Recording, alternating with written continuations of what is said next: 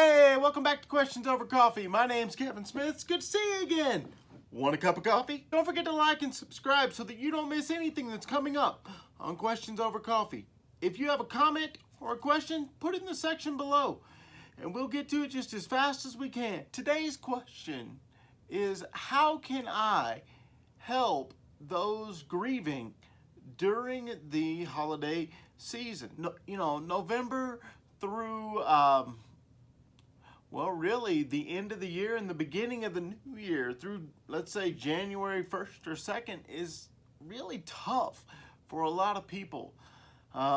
You've got some really good holidays, a lot of fun with Thanksgiving and the family get-togethers, the food, for Thanksgiving anyway, the football, for Christmas, the NBA, things like that. But, for a lot of people, it's just tough because where once their loved one, whether it be a family member or a friend, sat with them at the table and shared stories and reminisced over old times and looked forward to the future with them, that chair is now empty. How can we help these folks to enjoy the holiday as much as we can? How can we help them through the grieving process? I will say that grieving has no timetable. It's one of those things that some people grieve for a little while and then, they're happy-go-lucky again. Some people, on the other hand, it takes a long time, years sometimes. I remember my grandmother, after my grandfather died, she was pretty tore up for about a year. Every holiday for a year was extremely tough. And then she cheered up except for the day of my grandfather's death, and then also the day of my grandfather's funeral, and to an extent my grandfather's birthday as well.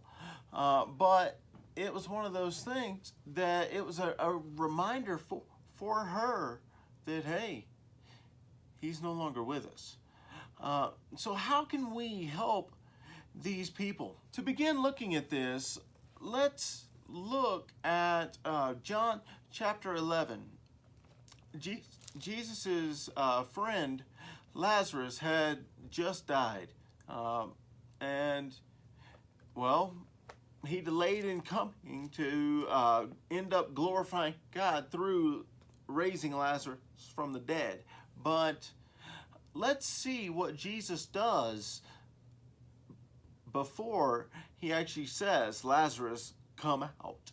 We're going to read just a brief snippet from this John chapter 11, verses 33 through 35.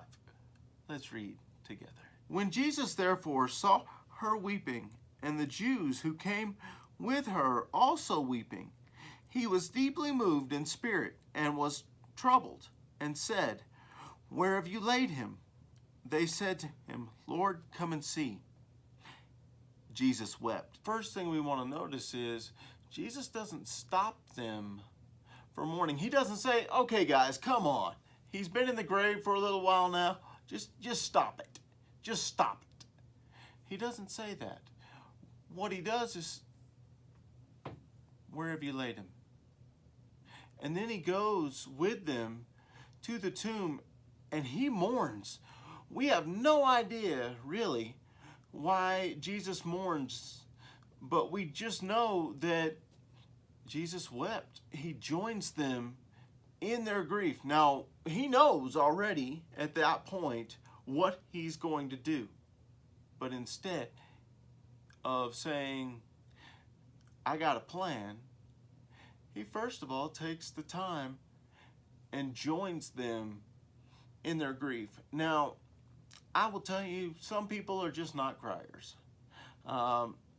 It takes a lot for me to actually, get moved to the point of tears. I will say that. But there is a point where even if we're not crying, when we stop and we listen to the person and we, maybe we put our arm around them and they know whether we have said anything at all to them, they know that we are with them, that we are hurting right alongside them.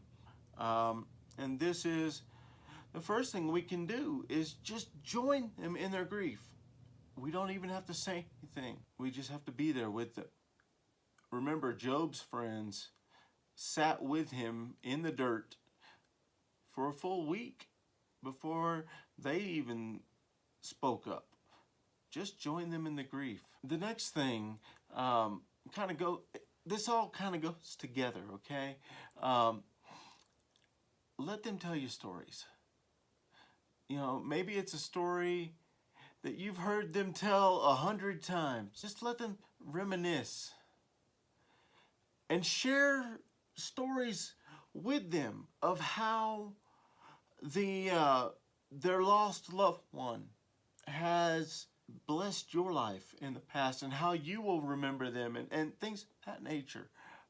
Just take the time and make it all about them. Jesus, instead of saying, well, I'm going to raise him, and he, instead of just raising him, takes the time and he walks with the sisters and the Jews that are with them to the tomb. My guess is that it was not a quiet walk. Some of the Jews were probably still mourning. Some of them were probably talking about Lazarus and, how, whatever the case may be. But my guess is they were not walking in silence. Share the moment with them. Now, I didn't say be happy, necessarily. Woohoo! So-and-so, lived a great life and now he's with God. That it may be true. And hopefully and prayerfully that is absolutely true. Because that's where we want them. We want our loved one with God. But that may be the wrong thing to say at the moment. Share the memories with them. Let them know that you loved their loved one. Let them know that you will miss their loved one. Walk with them through the pain. Remember, it's not about us. It's about helping them through the grief. The next thing that I want to point out here is something that you and I don't have the ability to do. Jesus, later in the chapter, in verses 43 through 45, he actually fixes the problem. He raises Lazarus from the dead. You and I don't have that ability. But what we can do is we can point to Jesus's ability and what that means for you and me. Because if we are Christians, if we've been covered in the blood and lived a life dedicated to God, we win.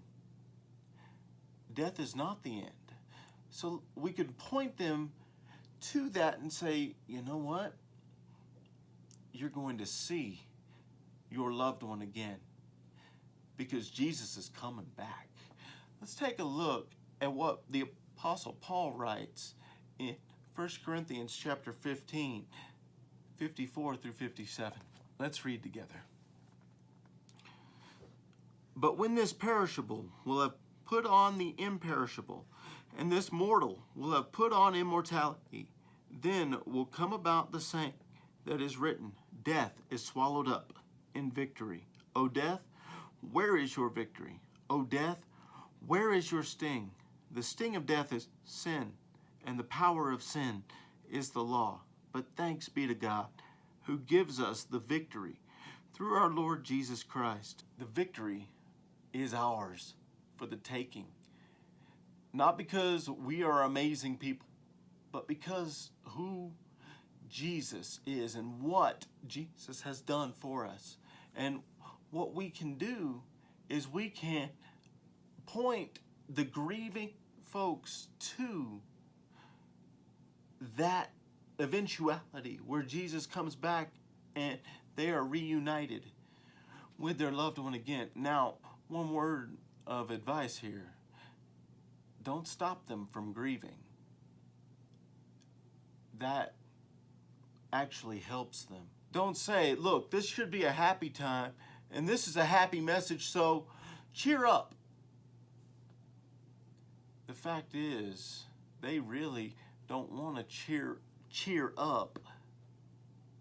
They want their loved one back. And what we can do is say, you will get your loved one back. But in the meantime, I am here with you, and I will help you through this to the best of my ability. It will not be easy. It will not be fun. But we have an opportunity to be like Jesus to these grieving people and offer the encouragement that they so desperately need, and offer them the comfort that our Lord offered Mary and Martha even before he said, Lazarus, come forth. So I have a question for you. What do you do to help those who are grieving, who have lost someone that is near and dear to them? Leave me a comment in the section below. I look forward to reading these. Don't forget to like, subscribe so that you don't miss anything that's coming up on Questions Over Coffee. Thank you for our time together today. I look forward to the next time. Keep pressing forward.